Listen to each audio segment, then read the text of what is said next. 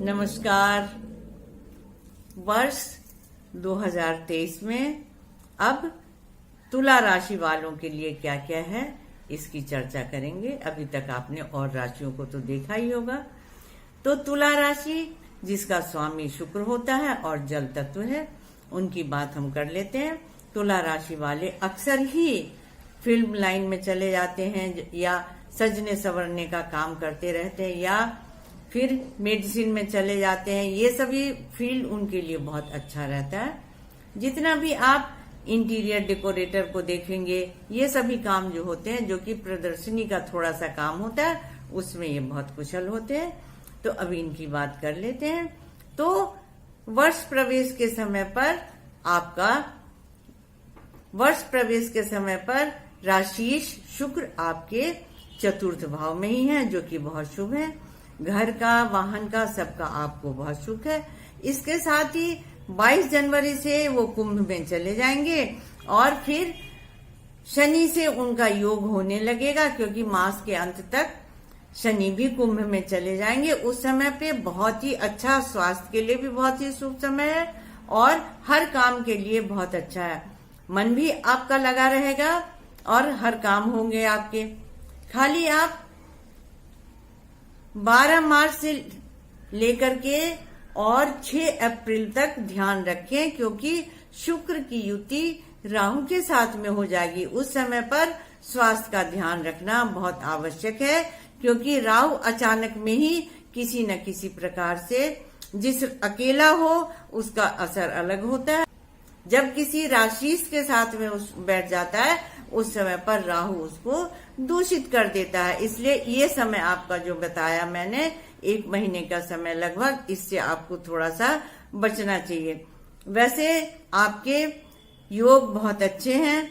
फिर जब शुक्र मिथुन में चले जाएंगे, उस समय से फिर आपके लिए बहुत ही अच्छा रहेगा। 2 मई से शुक्र मिथुन में जाएंगे, आपके भाग्यस्थ हो जाएंगे। उस समय पर फिर आपकी सारी बातें बदल जाएंगी। फिर कर्क में जाएंगे, सिंह में जाएंगे।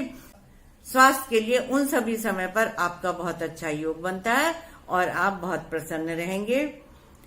फिर शिक्षा की बात होती है, तो शिक्षा का स्वामी ही जनवरी के अंत तक पंचम भाव में चले जाएंगे शनि। उस समय पर शिक्षा के लिए बहुत ही अच्छा है। उच्च शिक्षा के लिए, कंप्यूटर के लिए, IT के लिए, अगर आप मेडिकल फील्ड में हैं तो सर्जरी के लिए भी बहुत अच्छा समय है।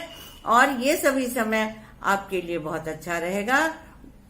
अभी तो जब कुंभ में जाएंगे शनि, तो बहुत दिनों तक कुंभ में रहेंगे, तो इसके लिए आपका ये बहुत अच्छा समय निकलेगा और हर प्रकार से आप सुखी रहेंगे।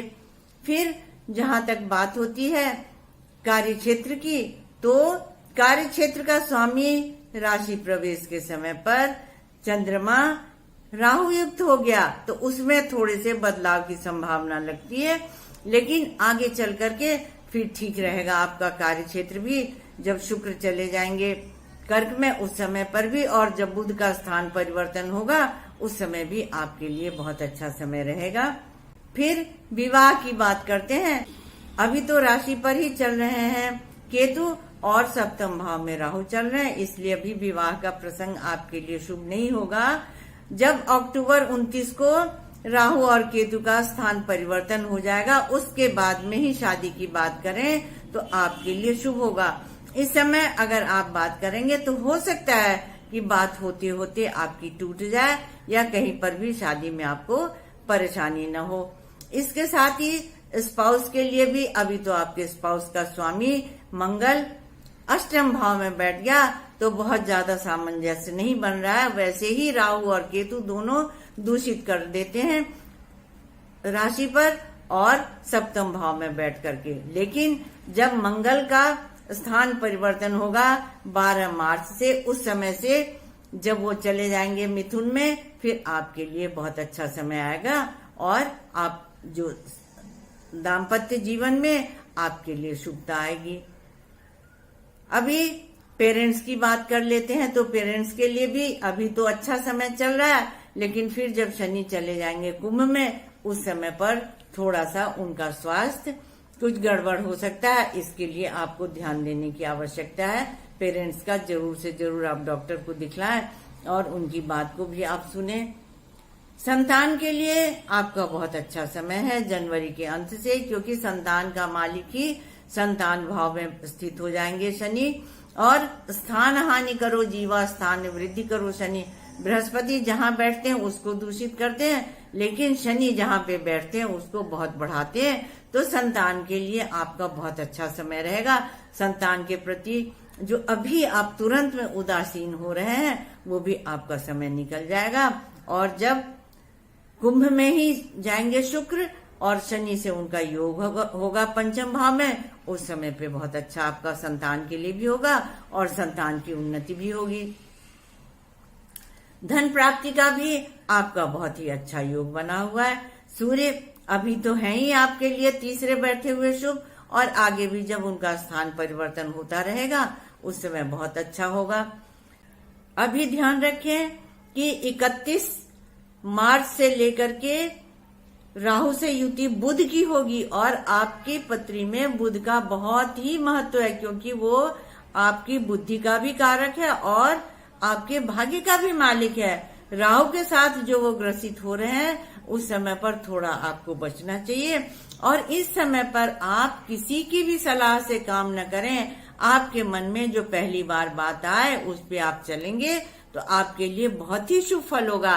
क्योंकि अभी अगर आपने मित्रों की सलाह मानी तो और उसके साथ में कोई काम किया तो उसमें आपको असफलता हो सकती है। 24 जून से जब बुध मिथुन में चले जाएंगे उस समय से आपका एकदम ही चमत्कार होगा और हर प्रकार से आपका काम बनेगा। भाग्य में भी वृद्धि होगी, कर्म में भी वृद्धि होगी, आपका मन भी शांत होगा, और तब अगर आप किसी की सलाह पे चलेंगे तो वो भी आपके लिए अच्छा रहेगा।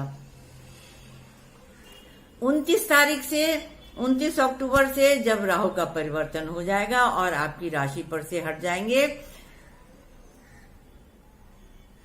केतु, उस समय से फिर आपके स्वभाव में भी बहुत ही शुभता आएगी।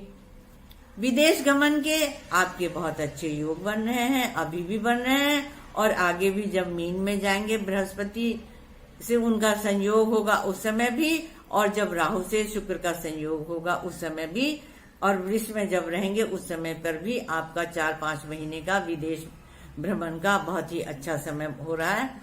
साथ ही आध्यात्म की ओर जो बात हो रही है तो आप बहुत ज्यादा आध्यात्म की ओर ध्यान नहीं देते हैं।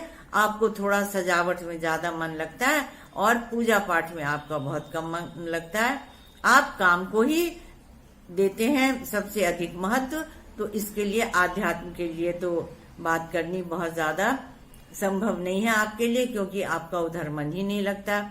मानसिक सुख की जहाँ पे बात होती है तो आप अभी तो शनि आपके बैठ जाएंगे पंचम भाव में, तो शनि थोड़े से निगेटिव हो जाते हैं। जहां पे बैठते हैं पंचम भाव में तो थोड़े से निगेटिव हो जाते हैं। तो इसलिए मानसिक सुख की जहां तक बात हो रही है, जब तक आपके शुक्र और बुध अपना स्थान परिवर्तन नहीं करेंगे तब तक मानसिक सुख में थोड़ी सी कमी रहेगी।